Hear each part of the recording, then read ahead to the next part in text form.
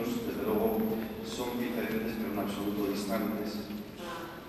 Volvemos a retomar esa construcción de la comunidad. Yo les hablaba, me había quedado diciendo que se trata de una nueva espiritualidad con 3 pilares, que son pilares de siempre, no son pilares novedosos, y había desarrollado más o menos la fidelidad. Vamos a hablar del segundo, la segunda F, la fecundidad. Miren, la vida religiosa, la comunidad religiosa, es por definición un ámbito de fecundidad. Lo contrario de la fecundidad es la esterilidad. Y nosotros somos hombres y mujeres fecundos, en el nombre de Dios. ¿Qué significa la fecundidad para nuestras comunidades? Pues mira, lo primero que significa es combatir el lenguaje de muerte. Combatir el lenguaje de muerte. ¿Qué quiere esto decir? Pues que hay algunas congregaciones, algunas comunidades que viven en un constante lamento. No podemos esto, no podemos lo otro. Ahora nos quitan esto, después nos quitan esto otro. No podemos, no podemos, no podemos. Llega un momento en que el lenguaje únicamente nos estamos diciendo y contaminando unos a otros en el no podemos. Este no es un lenguaje fecundo, este es un lenguaje de muerte. Miren, de la vida religiosa se puede decir desde fuera, algunos pueden decir que efectivamente no somos tantos como éramos en otra época. Probablemente se puede decir que no somos tan jóvenes como en otras épocas lo fuimos. Pero esto en absoluto significa que nosotros seamos imperfectos. En absoluto. Hablar de fecundidad en la comunidad religiosa es volver a abrazar la palabra de Dios. Una palabra que nos habla de una fecundidad misteriosa. De unas aguas que en el nombre de Dios convierten los desiertos en vergeles. De una semilla que es mínima, pero se convierte en un árbol tan frondoso que los pájaros pueden anidar en ella. Nos habla la palabra de unas mujeres que eran ancianas y que todo el mundo las señalaba en el pueblo como viejas y se convirtieron en madres de generaciones. Y esas madres de generaciones transformaron nuestra historia. Hermanas y hermanos, nuestra fecundidad no está apoyada en una ilusión, en una quimera. Está apoyada en la palabra de Dios, pero tenemos que creer nosotros en esa fecundidad. Si no creemos en ella, efectivamente, para lamentarnos, lo mejor que podemos esperar es que pase el tiempo y se acabe nuestra historia. Pero me parece que a esa aventura no nos apuntamos y las generaciones más jóvenes, desde luego, no se van a apuntar. Nuestra fecundidad puede ser real. Miren, cuando un joven y una joven se encuentran y tienen salud y hacen un proyecto común y se miran a los ojos y sueñan juntos, normalmente Dios bendice esa unión con nueva vida. Si nuestras comunidades se convierten en proyectos vivos, en ámbitos donde se celebre la vida, cada uno que salte en la medida que pueda, como decíamos antes. El que pueda saltar poco, que salte poco. El que necesita saltar mucho, que salte y que queme la energía. Pero si realmente nos convertimos en ámbitos vivos, esto engendra vida. Y será vida al estilo de como Dios quiere. O el 100, o el 10, o el 20. ¿Saben qué nos ocurre en la vida consagrada, en la vida religiosa? Que estamos manejando y estamos evaluando nuestro vivir desde una escala de tiempos pasados. Y es que, claro, en los años no sé qué éramos no sé cuántos, y es que ahora somos tan poquitos. Pues les digo una cosa, ni los años no sé qué donde éramos tantos son datos reales, ni los datos actuales lo son. De aquellos muchos vienen estos pocos. Porque les voy a decir aquí un secreto, con micrófono en la mano. Uno de los grandes dramas de la vida religiosa no es que seamos pocos y mayores, es que hay personas que están en la vida religiosa y se han quedado, no teniendo que estar. Esto sí es un drama. Lo nuestro no es una vocación de masas, es una vocación de fermento en la masa. Estamos llamados a ser pocos y significativos, no grandes masas aleccionadas que vayan imponiendo, pocos y significativos que estén dispuestos a empezar de nuevo y aprender. Estamos llamados a recrear y activar nuestros carismas en este tiempo, con la misma pasión, con la misma urgencia y con la misma debilidad que nuestros fundadores. Y si no abrazamos esto, no abrazaremos tampoco la fecundidad que Dios nos propone. Se dice que el gran problema de la vida religiosa es que tiene una crisis de vocaciones. Yo más bien creo que la vida religiosa puede tener una crisis de vida. Y la falta de vocaciones no es más que un síntoma de esa crisis. No sea que yo, porque me duele la cabeza, me pongo una tirita aquí. No me va a solucionar el dolor de cabeza. Tengo que descubrir por qué me duele la cabeza. No nos engañemos. La vida engendra vida. Y la vida se multiplica rabiosamente. Pero no podemos amordazar la vida. Y la mejor dinamización de la vida es la comunidad. Pero la comunidad al estilo de Dios, rompiendo con los esquemas prefabricados. La comunidad se construye de personas. La persona de este tiempo no está la comunidad y yo me integro, sino que integrándonos descubrimos cómo es la comunidad del reino. Claro que hablar de comunidad, de una comunidad fecunda, nos pide a los religiosos y religiosas de hoy que seamos personas arriesgadas. Arriesgarnos mucho más. El que no se arriesga, desde luego, puede que no se equivoque, pero nunca gana. Arriesgarnos mucho más. ¿Arriesgarnos a qué? Pues les decía antes, hablando de la fidelidad, yo creo que tenemos que arriesgarnos a una oración distinta. Lo nuestro no son rezos, lo nuestro es una vida de oración. Antes hablaba el padre José Cristo Rey de la religiosidad popular, del gran don que es, y ciertamente cuando venimos de latitudes más frías, estamos admirados de cómo en nuestro pueblo aquí ha calado la devoción, la vida, pero nosotros tenemos que dar un salto más. Nuestra vida es mucho más que una devoción. Nuestra vida es mucho más que una cadena de rezos. Nuestras oraciones comunitarias tienen que acercar el misterio de Dios a este tiempo y tienen que proporcionarnos esa fuerza misteriosa para hacernos interlocutores de este tiempo y hacer posible esa cercanía de Dios que tanto anhelamos. Porque la misión es constitutiva de la identidad de la comunidad. No nos reunimos para tener fuerza, sino que la fuerza de la misión nos convoca, nos reúne y nos lanza. La comunidad no es quien detiene nuestra vida, sino que es una lanzadera. En algún proceso de acompañamiento, estoy pensando en un religioso español que me dice: es que a mí la comunidad me frena. Digo, ¿estás seguro que te frena? Si te frena no es comunidad. Otra cosa es que tú sientes cómo la comunidad, hay algunas cosas de tu vida que te está diciendo no, porque la comunidad te enseña y también la comunidad sana. La comunidad tiene que ser una lanzadera. Ayer les decía yo que una de las claves de este tipo es dejar de pensarnos tanto.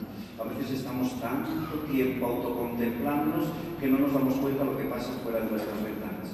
Y ese no es el sentido de la vida religiosa apostólica. Tenemos que arriesgarnos a una oración distinta. Hay una teóloga, una religiosa española, Dolores Alexandre, que dice que la casa de oración de los religiosos debe ser una habitación con vistas, de tal manera que siempre tengamos presente lo que está ocurriendo en la calle y también que nuestra oración sea visible y sensible en la calle donde estamos. No nos escondemos para orar, sino que oramos por una realidad que amamos profundamente, en donde está presente un Dios a veces escondido. En segundo lugar, tenemos que, para ser fecundos, arriesgarnos a interpelar. Lo nuestro no es una vocación del miedo. No tenemos que pasar la vida corriendo, escondiéndonos. Hay que interpelar. No tengamos miedo a esta sociedad. La vida religiosa, cuando nos la tomamos en serio, cuando nos formamos de verdad, cuando leemos, cuando oramos, cuando participamos de la vida de comunión, nos faculta para un diálogo sereno con la realidad. Y nuestra vida, hermanos, hermanas, cuando la vivimos así, integrada, interpela. No deja indiferente a nadie, pero tenemos que ser diferentes. Nosotros no nos ponemos en la calle, en las obras, en las relaciones normales, para ofrecer más de lo mismo. Nosotros no vivimos juntos para abaratar gastos, sino que vivimos por una razón misteriosa, por un llamamiento. Nuestra vida tiene que interpelar. No permitamos pasar por la vida sin interpelar, sin que alguien se pregunte, sin que nuestra gratuidad, nuestra totalidad, nuestra permanencia, ese para siempre que le decimos con la boca pequeñita a Dios, deje a las personas de nuestro tiempo intranquilas. En tercer lugar, es un tiempo para que en la comunidad pongamos la confianza en los más jóvenes. Sí, yo sé que esto es un atrevimiento, y los más jóvenes están diciendo, hombre, por fin alguien dice. Yo creo que es así. A mí me cuestan mucho y me desestabilizan algunos ritmos de los más jóvenes. Esta casa es de jóvenes y tienen otro ritmo sensiblemente distinto al mío. Porque son jóvenes. Y porque la juventud solamente se cura con el paso del tiempo. Pero tiene que curarse cada uno. No van a asumir ellos ni mediana edad, porque entonces no sería normal. Poner la confianza en los más jóvenes es tanto como poner en sintonía los aparatos de radio nuestras comunidades para entrar en realidad. Poner la confianza en los más jóvenes es permitir que se manifiesten tal cual son, no como queremos que sean. Ahora que no nos oye ningún joven, que aquí no hay jóvenes, ¿verdad? ¿Cuántas veces en la vida comunitaria hacen lo que nosotros queremos que hagan? Y hablan como nosotros queremos que hablen. Siempre dice hablar. Claro, con esto tenemos que tener mucho cuidado porque uno puede hacer una comedia unos días, unos meses, pero llega un momento en que la persona tiene que afirmarse. Y una comunidad verdadera, una comunidad formativa, se constituye con las personas, con la diferencia, con la pluralidad real que tenemos. No con lo que queremos que haga, sino con lo que tenemos. Porque eso es lo que Dios quiere. Y ahí es donde tenemos que trabajar. Y ahí es donde los más jóvenes también deben dejarse moldear, porque qué duda cabe, la integración de una comunidad en un camino evangelizador también va moldeando nuestra vida. Pero no nos engañemos. Poner la confianza en los más jóvenes es escuchar en verdad cómo son, cómo sienten, cómo oran, cómo piensan, cómo sueñan la congregación y la comunidad, los más jóvenes. Para ser fecundos, tenemos que atender a aquellos que tienen especial carisma. Esto sí que es difícil y sobre todo cuestiona mucho. Mire, tenemos una tendencia en las comunidades a escucharnos los mismos, a atendernos conforme a los roles que desempeñamos. Sí, que todos somos iguales, bueno, casi iguales, pero hay unos que siempre tienen la razón, hay algunos que siempre saben lo que hay que decir, hay algunos que siempre dicen lo que hay que hacer, y hay personas que no estamos escuchando. Este proceso de construcción de una comunidad fecunda comporta una conversión a la comunidad, totalmente. Todos, no a los de siempre, todos, no a los que siempre han tenido la razón, a todos, no a los que siempre han dicho lo que hay que hacer, a todos. No existe comunidad real si no somos capaces de pronunciar ante Dios la palabra todos sin ponernos colorados? Todos no somos en mi comunidad, formamos parte de la misma comunidad, Pepe y yo. Hay otros 11 hermanos en nuestra comunidad. Ese es el todos. Y esto es importante porque vivimos en un mundo y una sociedad de fragmentos, de rupturas, de frentes.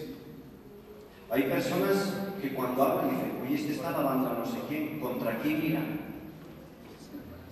Estamos demasiado fragmentados.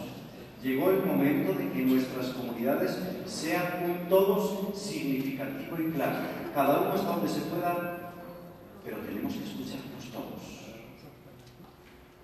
Otro punto de la fecundidad comunitaria es abrirnos a una capacidad real para abrazar lo nuevo. Lo nuevo, mire, es otra palabra fetiche. Hablar de novedad en la vida religiosa es frecuentísimo, porque esto es nuevo. Vamos a iniciar un proyecto nuevo, vamos a abrir una comunidad nueva. No, esto va a ser una celebración con un estilo nuevo. Ponemos nuevo como un ingrediente, como ustedes ponen aquí en México, en Chile, en todo. Así nuevo. Después, ponernos a vivir en nuevo ya nos cuesta mucho más, porque nos sale siempre el hombre o la mujer vieja. Y ojo, que el hombre o la mujer vieja lo tenemos desde los 20 años. Con un mes de costumbre en la congregación ya vas adquiriendo un hombre o una mujer que ya trata de imponer lo que te da ese vida. ¿Qué es lo nuevo? Lo nuevo es tanto como abrirnos diariamente a la providencia de Dios. Lo nuevo es creer que tu vocación realmente se está haciendo ante el Señor y ante los hermanos en cada día. Lo nuevo es que tú inyectes realmente esperanza en cada una de las oraciones, aunque sea a la misma hora y aunque sean los mismos salmos. Lo nuevo es creer que Dios hace alianza contigo cada día que te pones en él. Y ahí sí puede surgir la comunidad femenina. Finalmente, otro dato para la fecundidad es creer en la profunda comunión y trabajar en ella. A la vida religiosa no la salva la tolerancia. Dice, mira, yo me contaban una vez, y creo que es un dato real, que había un problema en una comunidad muy pequeñita de 3 varones. Entonces, era un problema de entendimiento y el superior mayor le dijo a uno de ellos, mira, esto no puede seguir así, te pido por favor que aplaques esto, ¿no? que se debe y que podáis trabajar los 3 porque tenéis que seguir aquí los 3. Entonces el que recibió el mensaje del provincial se acercó a otro que no se podía ver y le dijo, mira, dice el provincial que tenemos que aguantarnos, así que a tolerarnos. Ese fue el mensaje positivo. Claro, a nosotros no nos habla tolerarnos. Casi todos los políticos hablan de tolerancia. Todos hablan de tolerancia. Tolerancia social, la capacidad de, pues eso, de armonizar las cosas. Pero la vida religiosa esto no basta. No basta. Porque si vamos reduciendo, lo nuestro es un proyecto de altos vuelos que decía antes, volar. Si lo vamos reduciendo todo a ras de suelo, pues se convierte en una convivencia, pues eso, a ras de suelo. Y se convierte en un grupo sin dinamismo. Y se convierte sociológicamente en un grupo llamado a extinguirse. Porque cuando miramos a ras de suelo y no dejamos que el espíritu sobrevuele, pues entonces ya no nos va a llevar a ningún sitio. Hablar de profunda comunión es la conversión que tenemos que imponernos los religiosos para que este tiempo sea realmente un tiempo creativo. Yo no pensaría en grandes proyectos, en dónde tenemos que estar, qué tenemos que cambiar. Pensaría más bien cómo tenemos que vivir. Un gran proyecto congregacional para cualquier congregación, para cualquier capítulo, no es qué vamos a subir, qué vamos a dejar, cuántos frentes tenemos abiertos, cuántas casas, cómo hacemos con los colegios. No. ¿Cómo estamos viviendo? ¿Cómo estamos llenando de fecundidad los lugares donde estamos? ¿Qué ámbitos de fecundidad podemos tener en este momento de nuestra historia? ¿Qué gestos tendríamos que hacer de conversión para que realmente nuestras comunidades sean ámbitos de fecundidad? Avance. Tercer pilar, felicidad. Miren, cualquiera de nosotros sale a la calle y si se encuentra con alguien y le pregunta, ¿usted quiere ser feliz? Te va a decir sí, ¿cómo no? A la felicidad se apunta todo el mundo. Todo el mundo. El tema es, ¿dónde busco yo la felicidad? ¿Dónde la busco? Porque a veces vamos encontrando sucedáneos en la vida religiosa que viven en los alrededores de Dios, pero no son Dios. Esto es lo mismo, yo no conozco nada de Guadalajara, pero no es lo mismo vivir en Guadalajara que vivir en una población a 100 kilómetros de Guadalajara. Pues a veces estamos buscando nuestra felicidad por recovecos que teniendo que ver con Dios, no son Dios. ¿Es usted feliz en la vida religiosa? Y dice, sí. ¿Por qué? Dice, porque estoy en esta casa, que es muy bonita, y la hice yo, y además aquí cerca vive mi familia, y además aquí me quiere mucha gente, y además aquí, pues yo realmente estoy muy a gusto, y de aquí no me van a mover, porque como decíamos antes, ¿qué va a ser de esta obra así? Tú no estás siendo malo, no estás siendo mala, pero ciertamente no estás en el centro de Dios. Estás en el centro de tu vida. ¿Saben qué nos ocurre? Porque ahora nos sonreímos y lo descubrimos como posible aquí. Pero cuando lo estamos viviendo no nos damos cuenta. Pensamos que esto le pasa al vecino, pero que no nos pasa a nosotros. Una vez estaba yo dando una conferencia en un sitio de España y había una religiosa que estaba riendo muchísimo, muchísimo, muchísimo. Y como se reía tanto en un descanso, me dice, ¿qué te ríes? ¿Te estás riendo de mí? Dice, no, estoy pensando en que viene a 2 hermanas de mi congregación. Hombre, no, que yo esto te lo estoy diciendo a ti. No, pero le viene bien a ella. No la convencí.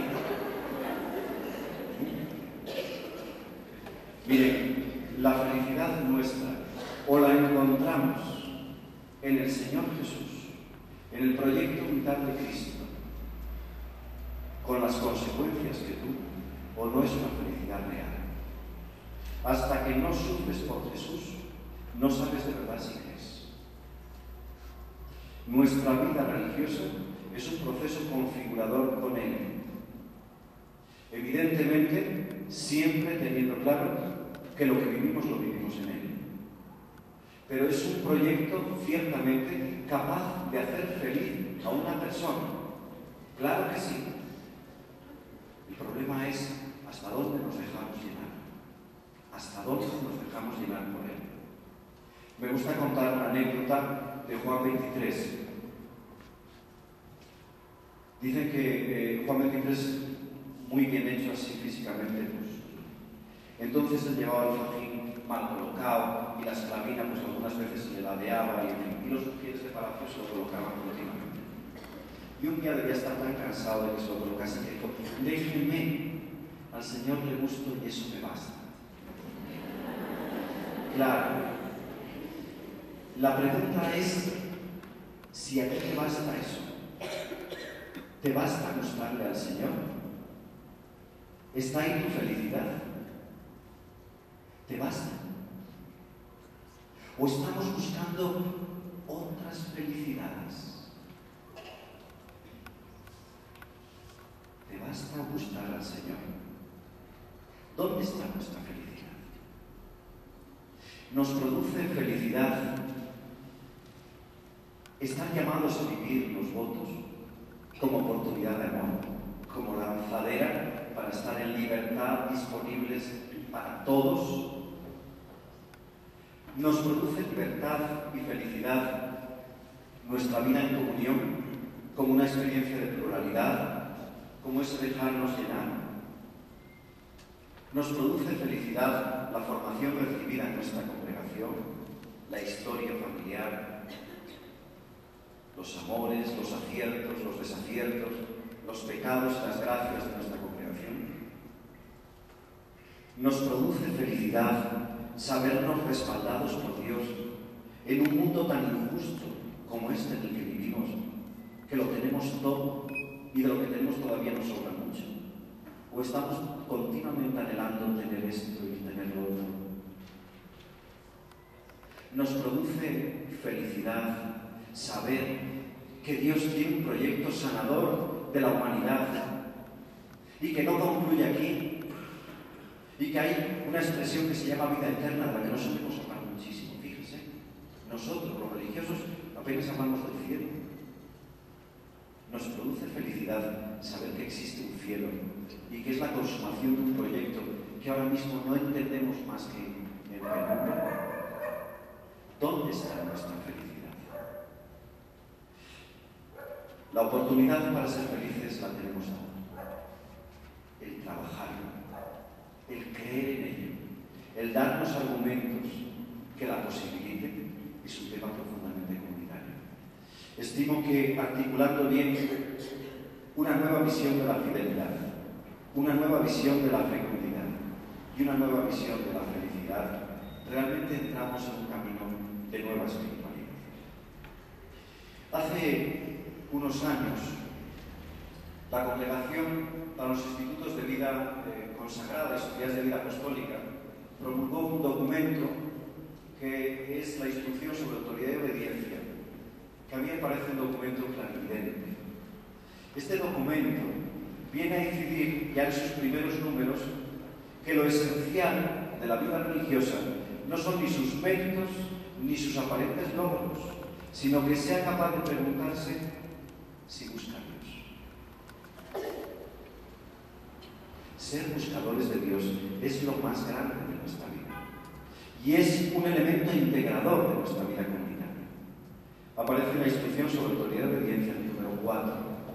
Esta búsqueda de Dios se vuelve a servir de ella el Papa en sus intervenciones durante el sínodo de la nueva evangelización. La búsqueda de Dios es el motor, el impulso para mantenernos en esa gracia de pertenencia a Él. Y no existe comunidad religiosa si ésta cree que ya encontró a Dios. No hay peor cosa que los satisfechos. Los que creen que lo saben todo no están dispuestos a aprender nada nuevo. Si a lo largo de nuestra existencia nos mantenemos en búsqueda, realmente algún día gustaremos la comunidad del reino. El día que creamos que la hemos encontrado, ese día descubriremos con dolor que conocemos muy poco de ella. Mantenernos en búsqueda nos ayuda a desterrar en el ámbito comunitario algunos impedimentos de comunión, como puede ser el conformismo. Lo más lejos de la comunidad religiosa es el conformismo. Diré, ciertamente estamos como estamos, pero vamos a quedarnos así. Dice, vamos a dejar las cosas así para ver cómo quedan. Pues así. El conformismo no nos permite cambiar, ni nos permite soñar. No nos permite nada. Simplemente nos permite cumplir. No gozar, cumplir. El conformismo. Otro impedimento de comunión es el desánimo. Dios mío, cuántos saboreros de calamidades hay en el seno de nuestras comunidades. Recuerdo, no voy a decir su nombre por respecto a él, pero yo cuando me tocaba coordinar un área de pastoral juvenil, siempre le preguntaba a un claretiano, digo, ¿qué es lo que puede fallar? Porque él reparaba siempre en lo negativo y me lo decía, puede fallar esto y esto. Y bueno, vamos a trabajar esos puntos. Hay gente que solamente ve lo negativo. No sé si es cuestión del mal espíritu, del medio espíritu, no sé de qué es cuestión. Pero hay gente que le cuesta mucho ver lo positivo, lo integrador. Y la vida comunitaria necesita no agoreros de calamidades, sino profetas de esperanza. Ya hace muchos años, de nuevo cito a Juan 23, que él hablaba de este peligro en el seno de la Iglesia. El pesimismo. Hay que combatirlo. Y combatirlo eficazmente, con argumentos de gracia. Y el tercer impedimento de comunión es la casuística. Uy, Dios mío, la casuística tampoco nos deja crecer. La casuística es pereza mental. Porque esto yo ya lo viví. Esto ya pasó. Uy, esto yo ya lo he visto. Dice, uy, cuidado con esta, que esta se mueve así, y todos los que dan dos saltos después de caminar tal, terminan haciendo lo siguiente. Dicen que había un claretiano en aquellos años del posconcilio inmediato, que cuando veía a otro claretiano con pantalón vaquero decía, huyese, porque le parecía que era causa directa para que saliera de la congregación. No, algunos que llevaron pantalón vaquero siguen a la congregación y otros que no lo llevaban para salir de la congregación. No tiene nada que garantizar, estén tranquilos. Esa instrucción sobre autoridad y obediencia, en el número 13, viene a dar unas claves de cómo deben ser las herramientas de dinamización comunitaria. Les recomiendo a todos que usen mucho la revista Interreligiosa en las propuestas de retiros que vienen, porque ahí se trabajan estas herramientas que voy a citar. En primer lugar, una herramienta importante en la comunidad religiosa es la autoridad. Claro que sí. Y es además imprescindible, porque la autoridad en el seno de la comunidad tiene que ser de vocación de la bienaventuranza. No es una persona que está ahí para garantizar los aciertos y los errores. Tú ahora has acertado, tú ahora te has equivocado. No puede ser. Tiene que ser autoridad espiritual, que recuerde la acción del Espíritu en el seno de la comunidad, que vuelva a la comunidad al encuentro con Dios cuando parece que los avatares de la vida nos han ido alejando de Él. La autoridad espiritual es una autoridad temporal, porque yo sé que ahora me toca desempeñar este servicio, pero sé que mañana le va a tocar al hermano, con lo cual el respeto y la obediencia es común el que tiene la autoridad y el que recibe la disposición de esa autoridad. Anécdota, en una ocasión yo llegué a una congregación femenina muy grande, porque me habían pedido el acompañamiento de su capítulo general. Pero había sido por teléfono y yo llegué a esa ciudad donde se celebraba el capítulo y empezábamos con una comida. Y me dije a mí mismo, esto empieza bien. Empezamos con una comida. Había también algunos invitados de estos colaboradores de la congregación y yo empecé a pensar, todo tímido ahí en una esquina, digo, ¿quién será la superiora general? ¿Quién me llamó? Apenas tardé 3 minutos en darme cuenta quién había sido, porque de repente vi un general de misión que estaba dando instrucciones por todos los sitios. Tú allí, tú acá, tú allá, no tiene que ser esto. Y después se sentó a mi lado. Con el paso del tiempo, y a día de hoy tenemos muy buena relación, y se lo dije, tú sabes la impresión que me diste. Y ahora me dice ella, tú sabes lo que he cambiado. La autoridad espiritual no puede ser un general de división. No necesitamos superhombres y supermujeres en la vida religiosa. Tenemos al Señor Jesús, que es el centro de la vida religiosa.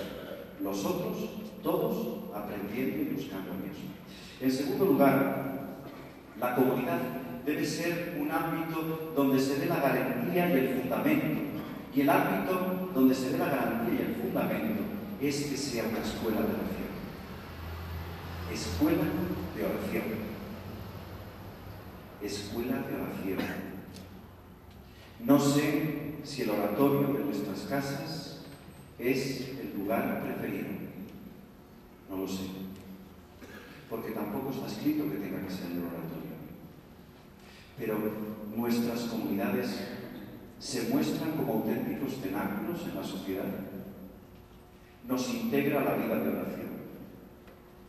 ¿Qué hacemos para testimoniarnos esta necesidad de oración? Nos lo decimos, nos exhortamos, lo colocamos en el tablero comunitario y a ver si en este mes rezamos por... Miren, un secreto para quienes sean superiores y superioras. No te esfuerces mucho en pedirle a la comunidad que ore.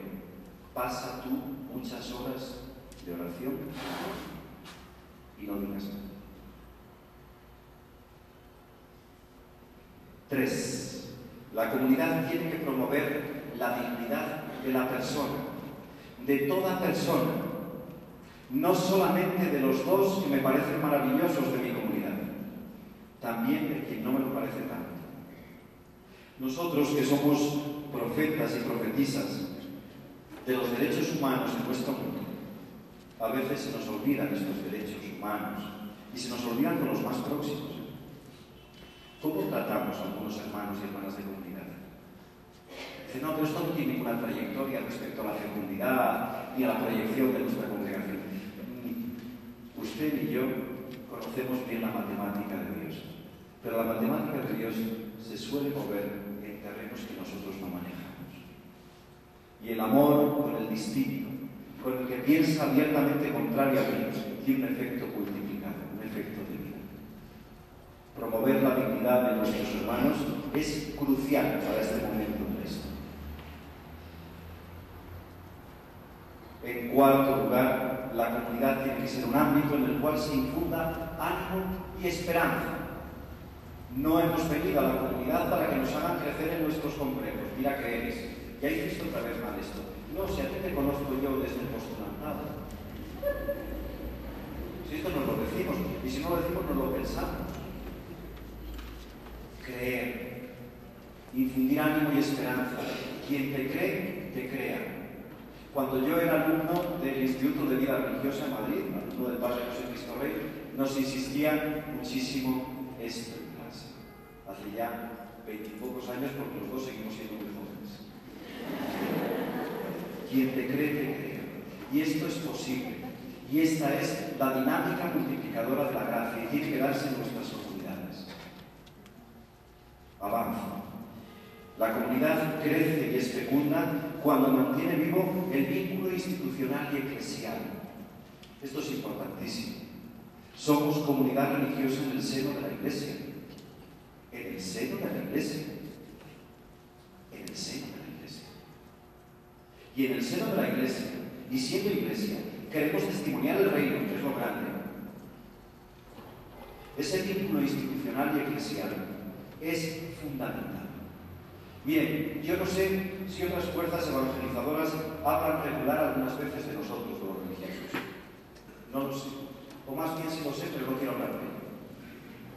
Pero sí sé que los religiosos tenemos que dar el tono en este momento de la historia. Y tenemos que hablar con amor profundo de nuestros hermanos. De todos los hermanos. Coincidamos o no. Nos sintamos apoyados o no. Tenemos que dar el tono, porque para nosotros la comunidad cristiana, la comunidad eclesial, es importantísima, sustancial. Y si alguien no te quiere, dale mucho. Dale mucho. Que no nos sorprendamos nunca en esa queja ridícula que no permite que la Iglesia crezca, que el reino camine, que las personas se encuentren con Dios. No hay nada tan antitestimonial como la división interna de la Iglesia. Y en estos tiempos, merced también a que somos una sociedad globalizada, comunicada, informadísima, en estos tiempos es en algunas latitudes muy vergonzoso. La vida religiosa, la comunidad religiosa en su iglesia local debe ser un ejemplo exquisito de pertenencia eclesial. Finalmente, la comunidad tiene que favorecer el acompañamiento de la comunidad, de la formación continua. La comunidad es, como les decía, una lanzadera. Y nosotros no acabamos nuestro periodo de formación cuando pasan las primeras etapas. Dice, yo ya tenía yo un compañero muy gracioso de comunidad que tiene hoy 76 años, tenía entonces 70. Me dice, uy, qué mala noche he pasado. Y le digo, ¿por qué? Dice, porque estuve toda la noche soñando cuando me hacían los exámenes en la carrera. Hacía 40 y tantos años antes. No había vuelto a tocar un libro. Claro, pasaba malas noches porque recordaba aquellos exámenes. Unas pesadillas enormes. Miren ustedes, nuestra vida es de formación continua. Y una comunidad nos tiene que pedir que constantemente nos formemos. Que constantemente nos sintamos impulsados a entender, a comprender, a anunciar, a testimoniar con las palabras, con los gestos, con los signos que nuestro mundo entiende. No nos empeñemos en lo que solo entendemos nosotros. Empeñémonos más bien en entender qué es lo que necesita nuestro mundo. Una comunidad que realmente lo sea, facilita, permite, posibilita, impulsa, ayuda a que los miembros de la misma puedan formarse, puedan crecer.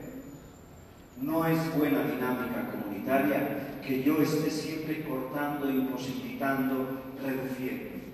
Más bien nosotros, en este tiempo en el que nos toca vivir, tenemos que ser hombres y mujeres de espíritu abierto, que siempre estén dispuestos a abrazar, como les decía antes, lo nuevo, lo significativo, por donde el Espíritu Santo va a hablar. Hasta aquí. Muchas gracias.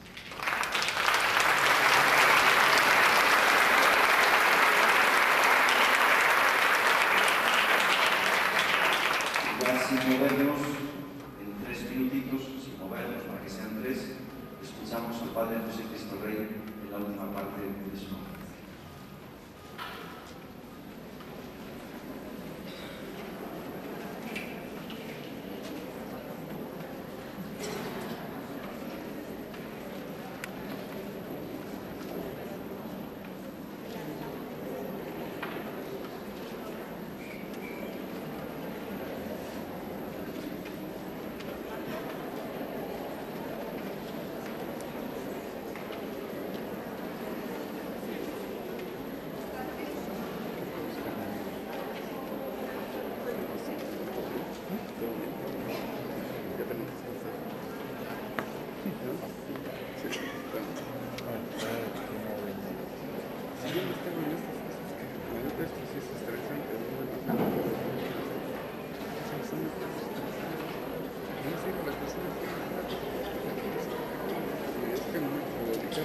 Bien, vamos a sentarnos ya para comenzar.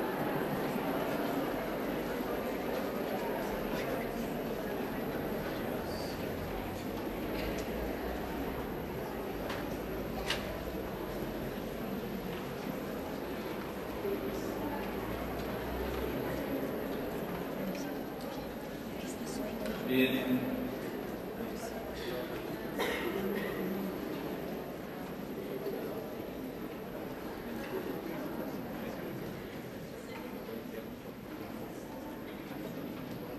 En nuestra primera reflexión sobre la misión habíamos planteado esos 3 pasos: crisis cardíaca, marcapasos, nuevos latidos. Cuando nos preguntábamos por el marcapasos, aquello que podía reanimar nuestro propio corazón y hacer que el corazón pueda latir de nuevo con toda su fuerza y energía, y hacer que el corazón no se endurezca, sino sea un corazón lleno de ternura y por lo tanto capaz de expeler la sangre y lanzar la sangre hacia el mundo, decíamos que este marcapasos es la misión de Él, la misión de Dios, la misión del Espíritu Santo en la etapa de la historia de la salvación en la que nos encontramos. A veces es frecuente en la Iglesia hablar mucho de Jesús y nunca del Espíritu Santo. A veces todo se nos presenta muy cristocéntricamente, pero olvidando al Espíritu. Y hay personas que en lugar de hablar del Espíritu hablan de María,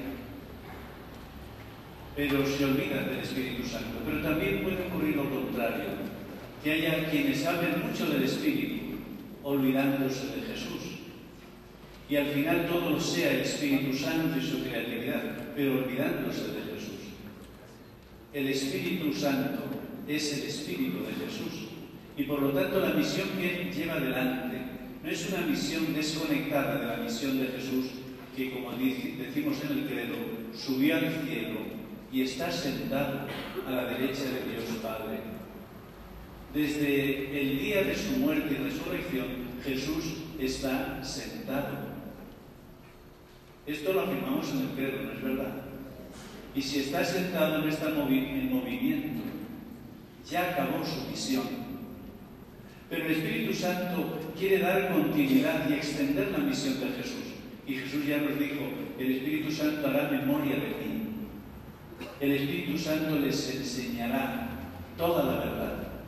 El Espíritu Santo les llevará la verdad completa. Incluso nos decía: y con la fuerza del Espíritu ustedes podrán hacer cosas admirables que hasta ahora no se han hecho, ni siquiera yo mismo hice. Y harán obras mayores que yo. Porque el Espíritu Santo nos fue prometido. Dicen que cuando Jesús resucitado se apareció a los discípulos y discípulas, iba soplando y exhalando su santa ruaj, haciendo que el Espíritu de Jesús entrara en cada uno de ellos. Pues bien, el Espíritu de Jesús es ahora el que está actuando en la historia del mundo y en la Iglesia de una manera especial. Porque la Iglesia es el templo del Espíritu, es la casa del Espíritu, es allí donde el Espíritu sopla de una manera más clara y es donde el Espíritu nos recuerda aquello que Jesús decía: seréis mis testigos. La misión del Espíritu nos hace ante todo testigos, testigos de la experiencia, testigos de que lo que hemos visto y oído, lo que tocaron y palparon nuestras manos respecto al verbo de la vida, eso es lo que os transmitimos y comunicamos. No debería haber ninguna Eucaristía que no es seguida por el testimonio. Salir de la Iglesia es entrar en el espacio del testimonio, de tal manera que cuando alguien te vea pueda decir: oye, no sabes lo que me recuerdas a Jesús. Y cuando alguien vea cómo tratas a la gente, si es que parece que Jesús me está tocando a través de ti, o cuando miras, o cuando ves nuestro cuerpo como un cuerpo no célibe solo, un cuerpo que se entrega y que se da. Y entonces somos testigos. No somos testigos simplemente por las palabras, sino por ser creíbles. La credibilidad es muy importante, porque ya sabéis, podemos estar preparando una charla, tomando pues citas de muy buenos autores, podemos hacer una bellísima presentación, poner cantos, y al final que la gente acabe aplaudiéndonos, pero que nadie haya visto que eres una transparencia de Jesús. Que lo importante es que al final de todo, la gente no nos aplauda, sino que diga, gloria al Padre, gloria al Hijo, gloria al Espíritu Santo. Y que la gente se vaya glorificando a Dios. Este es el resultado del testimonio. Si fueron testigos, pues muy pocos, cuando Jesús murió, y llevaron el testimonio hasta los confines del Imperio Romano, ¿qué no podríamos hacer todos los que aquí estamos, saliendo de una ciudad como testigos del Señor? Pero la vida religiosa, la vida consagrada, tiene una peculiaridad en el testimonio. Nosotros somos testigos en la frontera, en la liminalidad. Lo nuestro es ser un poco anormales. La normalidad profética. Ya saben, por ejemplo, cómo el profeta Isaías fue testigo de Dios. Isaías quedó súper enamorado de Dios en el templo. Tuvo una visión de la gloria y de la belleza de Dios que le dejó totalmente transformado. Pero dicen que un día se le ocurrió una cosa que a ninguno de nosotros se nos ocurriría, obviamente, que fue correr desnudo por la ciudad de Jerusalén. Y entonces la gente diría, este Isaías, que es un hombre tan cabal, tan serio, tan ético, ¿cómo es posible que vaya ahora desnudo por las calles de Jerusalén? Y eso le sirvió a él para decir cómo se sentía Dios ante el desamor de su pueblo. Es decir, la profecía nos lleva a la normalidad profética. Y veis que cada uno de nuestros institutos tiene su propia normalidad profética, que es poner en trazos muy grandes algún aspecto del Evangelio que otros olvidan, para que no se olvide. Cuando queremos que en una clase o en una catequesis, que quienes asisten a la catequesis no se olviden de una palabra, ponemos grande, Abba. Así llamaba Jesús al Papá Dios. O ponemos ahí vida religiosa y lo ponemos en letras grandes. Eso es una exageración. Entonces nosotros somos esas pequeñas exageraciones del Espíritu, pequeñas parábolas del Espíritu, a través de las cuales el Espíritu recuerda a la humanidad muchas cosas que si no se le olvidan. San Juan de Dios fue un exagerado. San Juan de Dios salía por Granada y tenía tan amor y tanta pasión a la gente que había perdido la razón, que él mismo fue una vez recogido por la policía de aquel tiempo como si fuera un loco y lo llevaron a la cárcel. Y es que Juan de Dios se había identificado tanto con aquellos locos que parecía también un loco de Dios entre los locos. Y estas exageraciones proféticas son las que han dado razón de ser y nacimiento a todos nuestros institutos, misión del Espíritu. Pero por favor, que no perdamos la locura. Que no perdamos la locura. Más locura y menos cordura. Una vida religiosa demasiado normalizada, pues es una vida de laicos, buenas personas, y no por decir que los laicos no tengan valor, es que lo nuestro es una cierta exageración profética. Y esa exageración profética la estamos teniendo de mil formas, y cuando nuestros institutos se reutilizan tanto, entonces el Espíritu suscita a otras personas y otros grupos que nacen con una fuerza nueva para llevar adelante sus exageraciones proféticas. Pero también el Espíritu Santo cuenta con gente de buena voluntad fuera de la Iglesia. La misión del Espíritu no solamente la realizamos en clave católica, también estos hermanos de la Reforma Protestante tienen fantásticos colaboradores del Espíritu. Nadie me dirá que Dietrich Bonhoeffer en los campos de concentración no era un gran misionero del Espíritu. Nadie dirá, pues, que Martin Luther King no era un gran misionero del Espíritu. Y por eso el Espíritu tiene colaboradores y colaboradoras en todas las confesiones cristianas. En el último sínodo hubo una intervención fantástica del que era arzobispo de la Iglesia Anglicana y de Canterbury, el doctor Williams. Fue una intervención que llenó de paz a los padres del siglo. ¿Por qué? Porque el Espíritu hablaba a través de él. Y el Espíritu Santo encuentra también colaboradores fuera de las iglesias cristianas, en otras religiones. ¿Quién dirá que Gandhi no era también un instrumento del Espíritu? Y lo encuentra en artistas, en poetas. Hay canciones que son tan bellas que no existirían si no hubiera sido por inspiración del Espíritu. ¿No es verdad que los artistas nos dicen que a veces están muy inspirados? ¿Y qué es esa inspiración sino lo que el Espíritu hace? Una vez, nosotros somos en mi casa 10 hermanos, y mi hermano Antonio, que es muy poeta, aunque él se dedica a la judicatura, pero me dijo el día que murió Frank Sinatra, dice, oye, Pepe, yo creo que Frank Sinatra ahora habrá llegado al cielo y Dios le habrá felicitado muchísimo. Digo, ¿por qué? Dice, por la canción Extraños en la noche. Digo, Antonio, ¿qué idea se te ocurre? Dice, sí, porque esa canción ha enamorado a tanta gente que a Dios le habrá agradado muchísimo. Y es verdad, hay canciones, poemas, hay realidades en nuestro mundo que son inspiración del Espíritu, y eso es misión también del Espíritu. Por eso la misión es una sola, y así lo dijo el Concilio Vaticano II. La misión es una sola. Los ministerios en torno a la misión son muchos, muchísimos, en la Iglesia y fuera de la Iglesia. Pero nosotros, la vida consagrada, debemos encontrar nuestros espacios de liminalidad y de exageración profética en ese conjunto. No todos tenemos que vivir en el centro, o tienen que vivir en el centro. Necesitamos gente fronteriza, esos locos de Dios que le dan a la vida, a la humanidad, a la sociedad, un tono nuevo. Y nosotros, sin locura evangélica, locura por Jesús, sin la locura del Espíritu, pues perdemos nuestra razón de ser.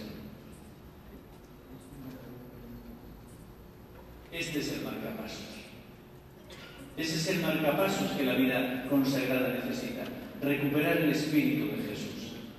Recuperarnos y rehacernos. Y que nuestro corazón comience a latir como el corazón de María Raffos, o el corazón de Lestonac, o el corazón de Francisco Javier, o el corazón de Ignacio. Necesitamos recuperar la cordialidad, el corazón misionero y misionero. Y ahora vamos ya a los latidos. Quisiera hablar de los latidos en 3 dimensiones. El latido de el ir, el latido, por otra parte, de los nuevos escenarios y finalmente el latido materno o de fecundidad, visto desde otra perspectiva desde la que nos ha presentado Gonzalo. En primer lugar, el latido del ir, la missio ad gentes. Aquí estamos en México y sobre todo también en Guadalajara, en un lugar de pesca abundante, donde la juventud es muy numerosa.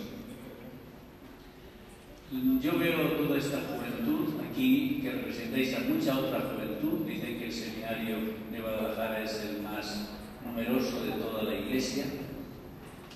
Yo veo toda esta juventud como un gran aeropuerto. Ayer hablaba de esta imagen, con muchísimos aviones.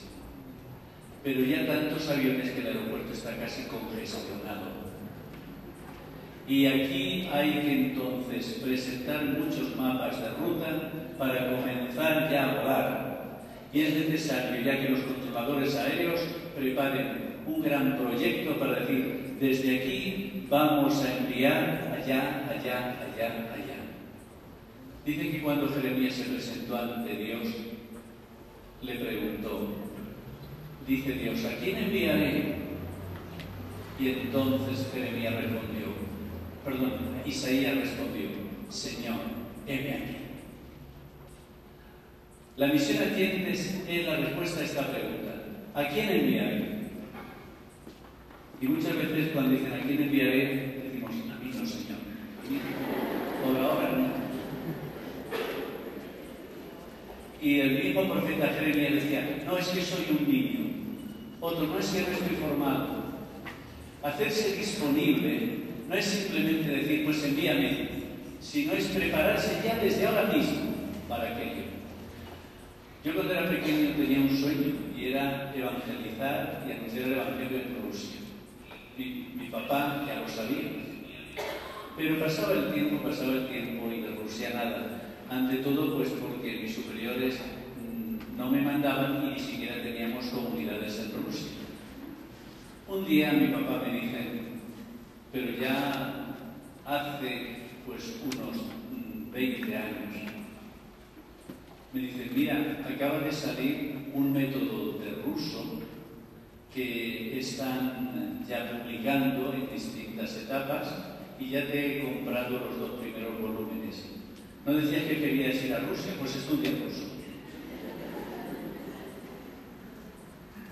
Necesitamos también gente que nos espolea a salir.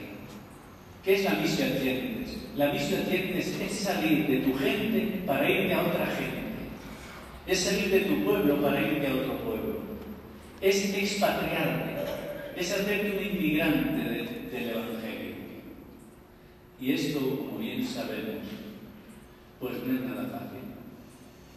Porque inmigrante, dejar la casa, dejar la nación, dejar la lengua. Ahí tenéis en esta comunidad al padre Vicente. El padre Vicente sintió en su juventud una llamada a Checoslovaquia.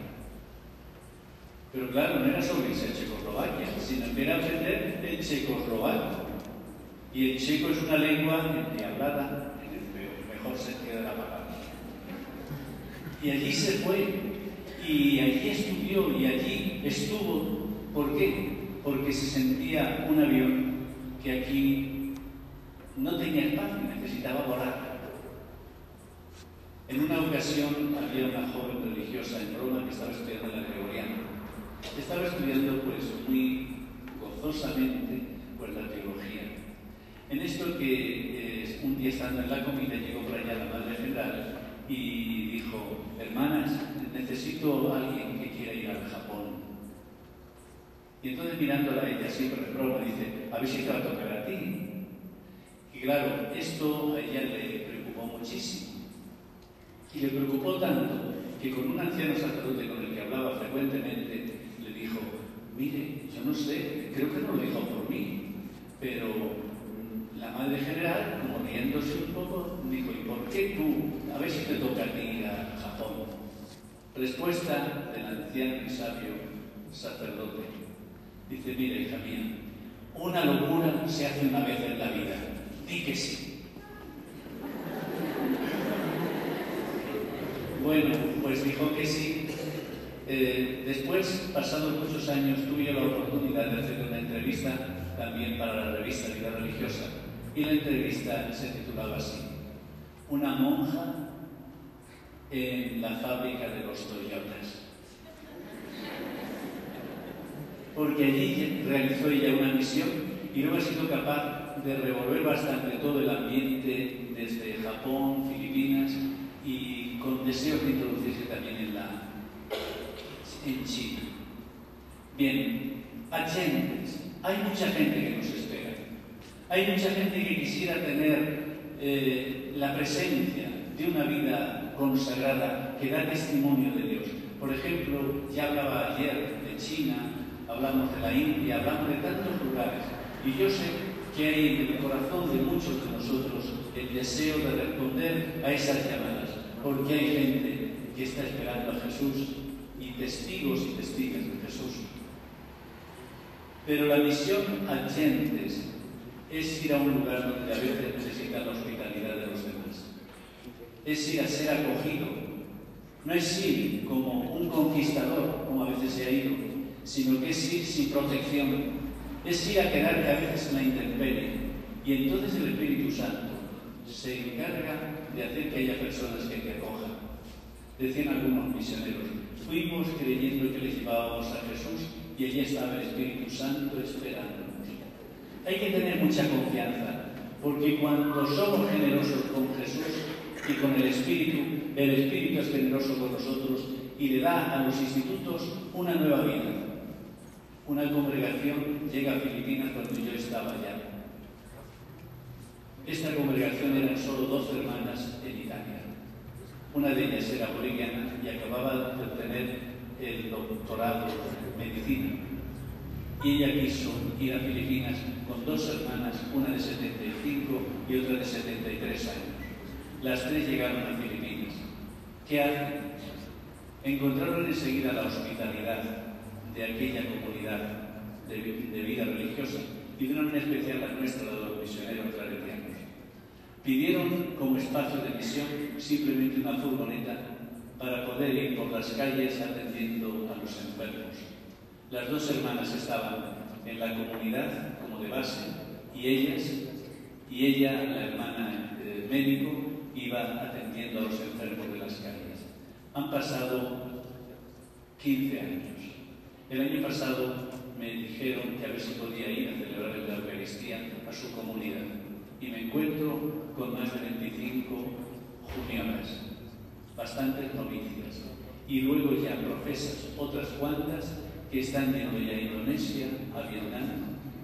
Y de las 2 ancianitas solo queda ya una. Sigue hablando italiano, pero todas las novicias también están aprendiendo italiano. En realidad, no sabemos lo que el Espíritu hace cuando somos generosos con su obra y lo que podemos hacer por el pueblo de Dios.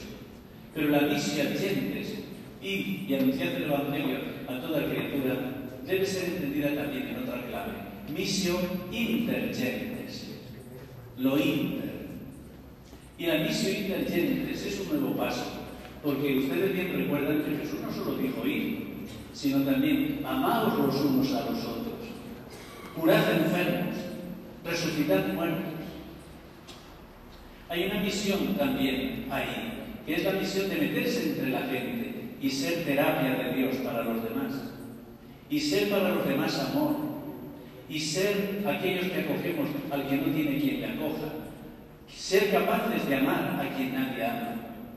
Y de esta manera la misión se convierte en una misión inter. Los obispos asiáticos le dan mucha importancia a este tipo de misión. No es una misión desde el poder, sino desde la vulnerabilidad, desde la cercanía, la proximidad. Crear en torno a nosotros y con la gente una nueva forma de ser y de vivir. Y luego, en tercer lugar, estaría la misión desde lo inter, es la misión del diálogo y del diálogo de vida, siempre dialogando con los demás y no imponiendo nada, es decir, no desde el poder, sino desde la proximidad.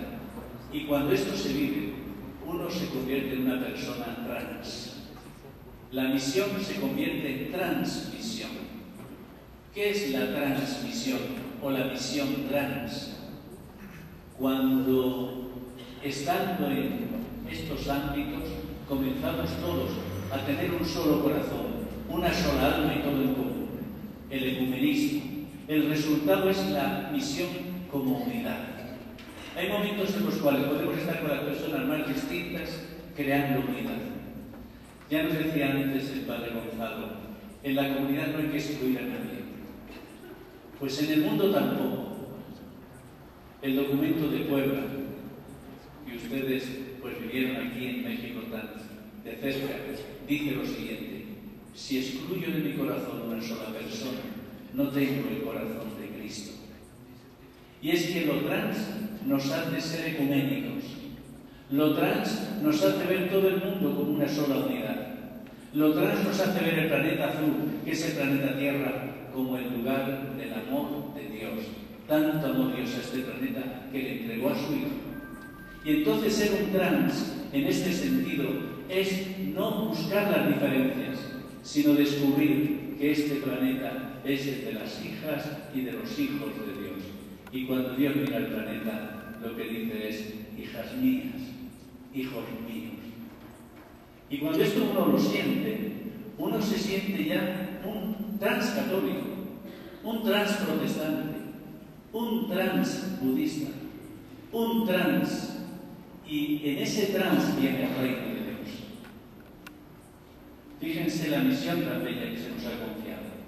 Ser capaces de darle a este mundo una nueva perspectiva, un nuevo horizonte, como colaboradores del Espíritu.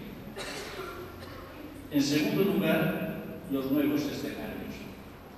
A mí me ha llamado mucho la atención que el Sínodo sobre la Nueva Evangelización nos ha dicho que nuestra misión es ir, pero la pregunta es ¿a dónde?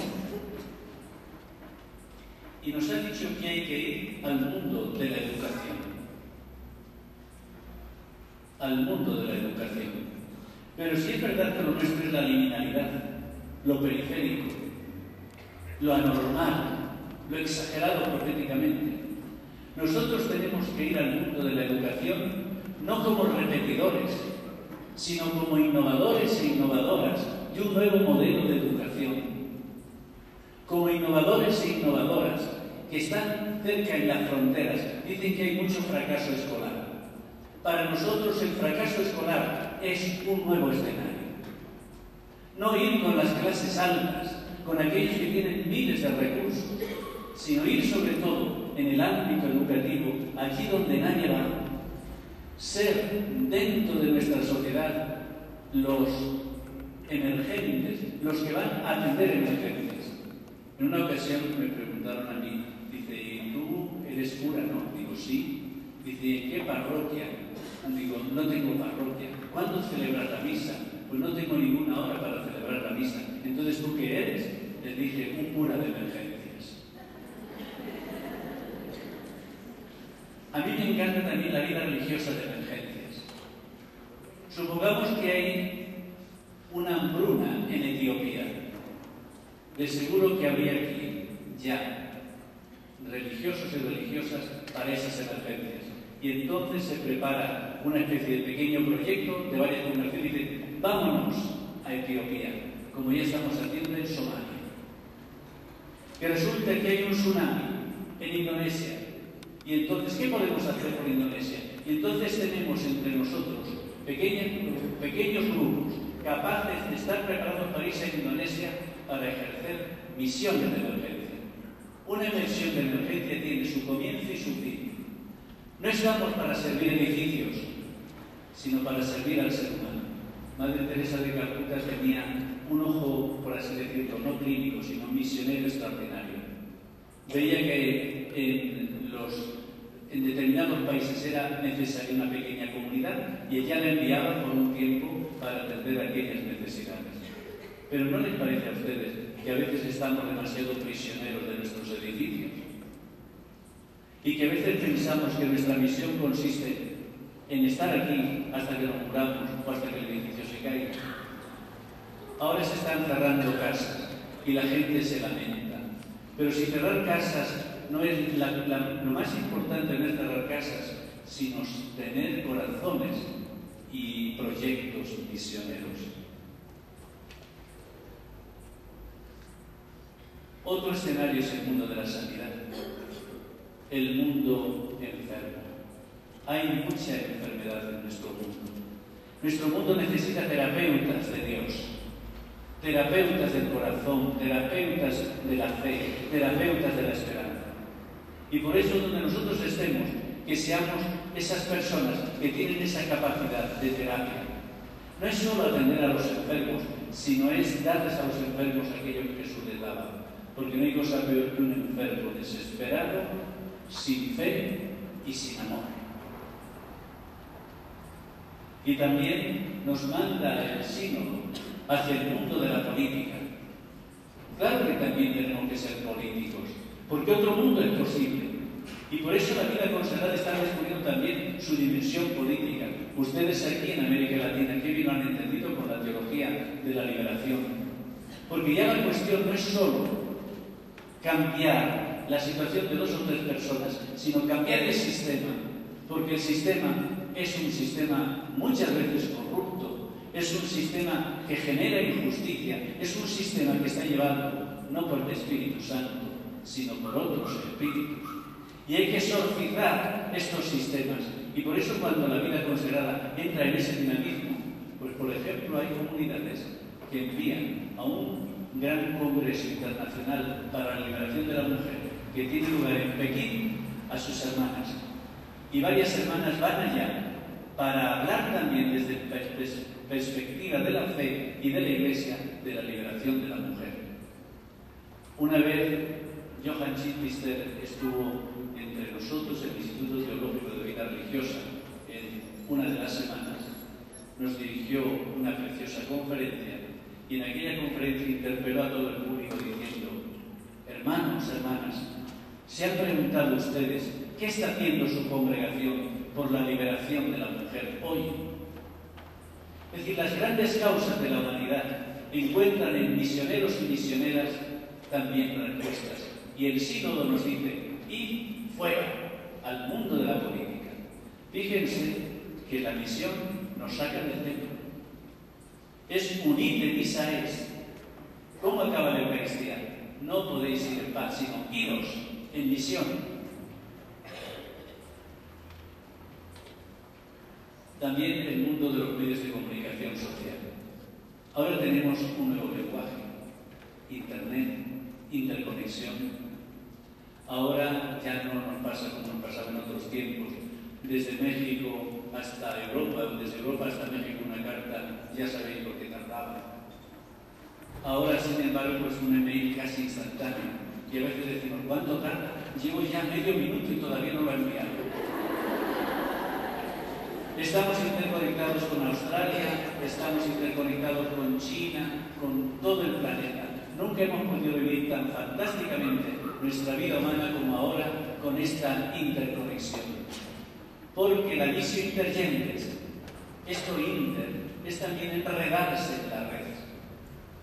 Y la evangelización de la red es la evangelización de un nuevo mundo. Aquí tenemos un misionero que sintió su llamada a través de Internet. Y no sabemos por qué demonios nos encontró a los claretianos. El Espíritu Santo de seguro lo guiaba. Y es que es así, porque no sabemos a través de estos nuevos lenguajes lo que el Espíritu está haciendo. El Espíritu puede llegar a donde menos nos pensamos. Como decía Jesús: sembrar, lanzar las semillas. Y las semillas de lo que hacemos, de lo que queremos hacer. Es decir, no tenemos que mirar la pantalla. No tenemos que mirar la pantalla como un enemigo, sino como una gran posibilidad. Y si aparecen malos espíritus, agua bendita y adelante. Porque lo importante es llevar a Jesús donde Jesús quiere llegar. Y el Espíritu Santo es un gran antivirus. Y finalmente, el latido materno. Miren, decimos muchas veces que la Iglesia es madre. Que la Iglesia es madre. Creo en la madre Iglesia. Pero a veces no parece madre, sino un poco más padrastro o madrastra. Y esto no porque lo diga yo para ofender a la madre Iglesia, que de ninguna manera, sino que lo dijo el mismo cardenal Casper hace poco en un artículo. A veces la gente nos pide pan, dice la Iglesia, y le damos piedras. Y la Iglesia madre es una Iglesia que de verdad está constantemente engendrando. Y la maternidad de la Iglesia, quiere decir que la Iglesia es sobre todo femenina, es mariana. Y la Iglesia madre tiene la capacidad de crear y generar por obra del Espíritu. Por eso ahora muchos están hablando de la misión de generación, o mejor, de engendramiento. La misión es engendrar. No es solo comunicar ideas, no es solo enseñar. Ustedes no han visto, no han experimentado quizá algunos y algunas de ustedes que a veces uno se convierte en padre y no sabe cómo padre espiritual o en madre espiritual. Que tenemos hijos e hijas que la vida que Dios nos ha dado parece que se reproduce a través de nuestra humilde colaboración. Y podemos decir como María, sí, por mí, pero sobre todo por obra del Espíritu Santo. Es esta capacidad que tenemos los miembros de la Iglesia, también de lo que se llama hoy la autopoiesis, de engendrar algo nuevo. Los obispos asiáticos le decían a las iglesias, a las religiosas y religiosos, por favor, os pedimos solo una cosa, que seáis los padres y madres espirituales de nuestra gente. ¿Cuánta gente puede encontrar en cada una de vosotras o de vosotros su padre espiritual, su madre espiritual? San Gabriel de la Dolorosa fue un santo al que yo le tuve mucha devoción cuando era novicio. Cuando era novicio leía su vida.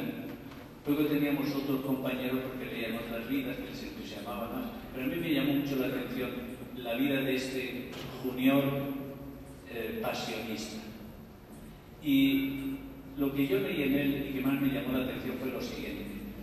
Dice que él se decía a sí mismo, Gabriel, tienes que estudiar más. Y cuando estudies, imagínate que tienes mucha gente en torno tuyo.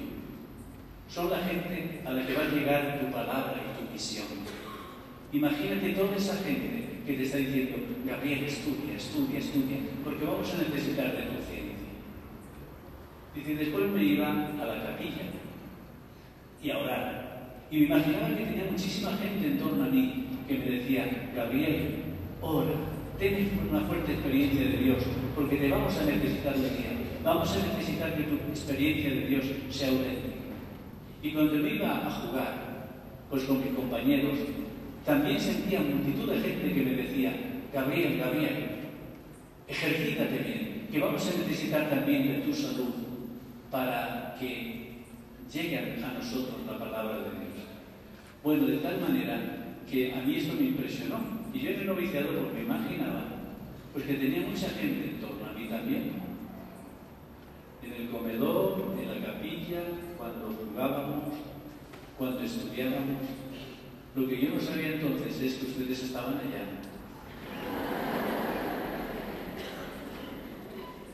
Un misionero en formación, un novicio y una novicia nunca está solo. Tiene a su lado miles de personas que ni se imaginan. Las promesas de Dios son verdad. Cuando Dios nos llama es porque su Espíritu nos necesita.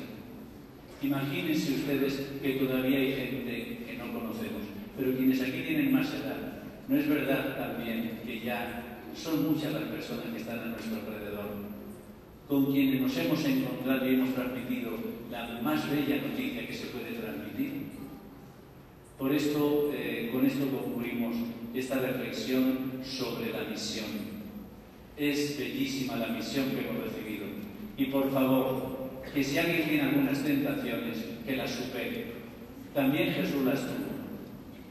Y que es mejor quedarse aquí y aguantar, porque un día veremos que esto merecía de verdad la pena y que es una bendición de Dios, cualquiera de nosotros, para muchísima gente, porque el Espíritu cuenta con cada uno de nosotros. Por eso el marcapasos lo necesitamos urgentemente. Ven, Espíritu Santo.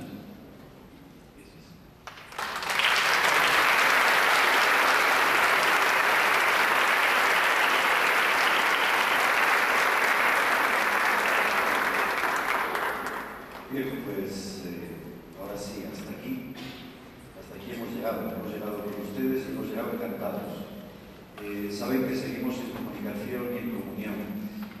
Algo bueno que tiene la revista Vida Religiosa es que nos mantiene no solo informados, sino vinculados en este proceso de crecimiento y de alimento continuo para responder desde esta gracia que hemos recibido de la vocación religiosa a las claves y necesidades de este momento de nuestra historia. De verdad que muy agradecidos, nos volvemos para España, encantados de haber compartido con ustedes y quedamos, ya saben, emplazados ahora los unos con los otros y a trabajar en esta tarea apasionante y calidad de Dios. Muchas gracias.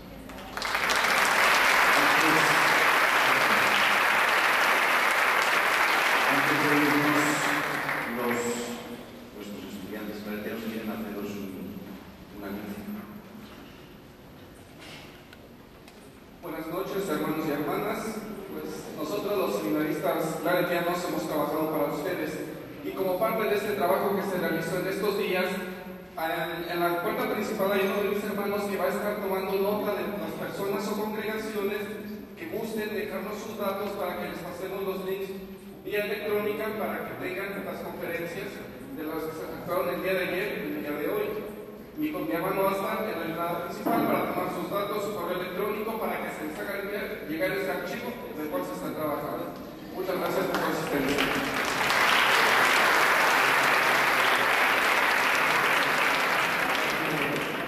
Agradecemos a los padres por estar en Cristo Rey, porque han tenido que participar con nosotros, pero sobre todo agradecemos la presencia de todas y todos ustedes para estas conferencias, porque creo que sin duda es lo que muestra el sentido de iglesia, de comunión, y que tenemos que trabajar por el reino de los cielos aquí, donde nos ha tocado. Muchas gracias.